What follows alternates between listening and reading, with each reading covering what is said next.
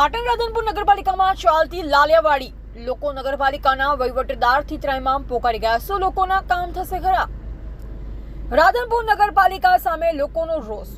રાધનપુર ખાતે આવેલ ward number 7 ની અંદર આવેલ સોનલનગર સોસાયટીના રહીશો પરેશાન ગટર અને ગંદા પાણીથી। પાટણ જિલ્લાના રાધનપુર ખાતે આવેલ વોર્ડ નંબર 7 માં મસાલી રોડ પર સોનલનગર સોસાયટીના રહીશો નગરપાલિકાની કામગીરી સામે ઠાલવી રહ્યા છે રોષ।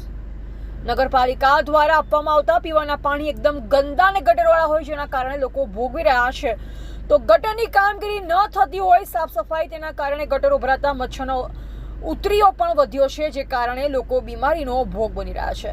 નગરપાલિકાની કામગીરી સામે રાધનપુર સોનલનગરના રહીશો ઉઠાવી રહ્યા છે સવાલ। જ્યારથી રાધનપુર નગરપાલિકાની અંદર એટલે કે છેલ્લા 2 વર્ષથી વહીવટદારનું શાસન હોય, ત્યારે સોનલનગર વિસ્તારના લોકોની હાલત કફોડી બની હોય, લોકો ભોગવી રહ્યા છે હાલાકી।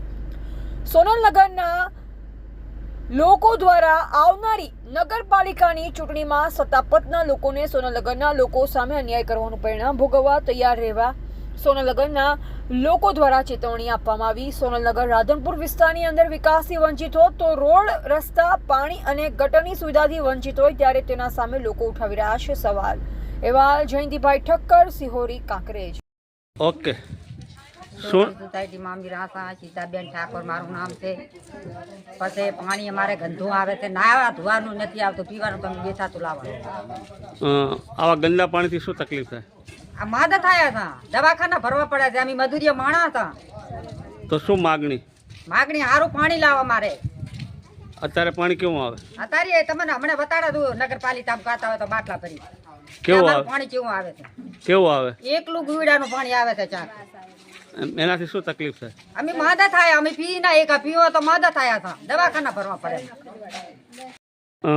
રાધનપુર નગરપાલિકા વિસ્તારમાં આવેલો વોર્ડ નંબર 7 ની અંદર ઘણી બધી સમસ્યાઓ છે, જેની અંદર મહિલાઓ અને પુરુષો સોનલનગર ખાતે ભેગા થયા છે। શું સમસ્યાઓ છે? સમસ્યાઓ તો ગણી શકાય એટલી નથી। 7 નંબર વોર્ડની આ પરિસ્થિતિ નથી, 1 થી 7 નંબર વોર્ડ એટલે કે આખા રાધનપુરની આ પરિસ્થિતિ છે।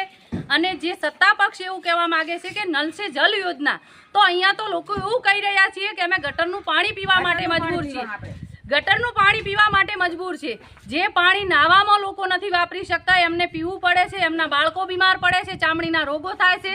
તો સત્તા પક્ષ નલ સે જલ યોજનાની વાતો કરે છે, તો આ નલ સે જલ યોજના ગયું ક્યાં? જાહેર રસ્તા ઉપર તમે ગંદકી જોઈ શકો છો કે બાળકો ગંદા પાણીમાંથી ચાલી અને સ્કૂલે જવા માટે મજબૂર છે। અમે કેટલા આવેદન અને અરજીઓ આપી, અને છેલ્લા 2 વર્ષથી તો જે સત્તા પક્ષને વહીવટ આપવામાં આવ્યો, એમાં તો લોકોની પથારી ફરી રહી છે। અને ટૂંક જ સમયમાં નગરપાલિકા ચૂંટણી આવી રહી છે, અને નગરપાલિકામાં જો સત્તા પક્ષ એવું વિચારતો હોય કે અમે આરામથી જીતી જવાના છે, ના, પણ લોકો આનો જવાબ સિદ્ધતાઈથી આપવાના છે, અને લોકોને જે તકલીફો અને યાતનાઓ ભોગવવી પડી છે, એનો જવાબ એમને ટૂંક સમયમાં ચૂંટણીમાં મળી રહેશે।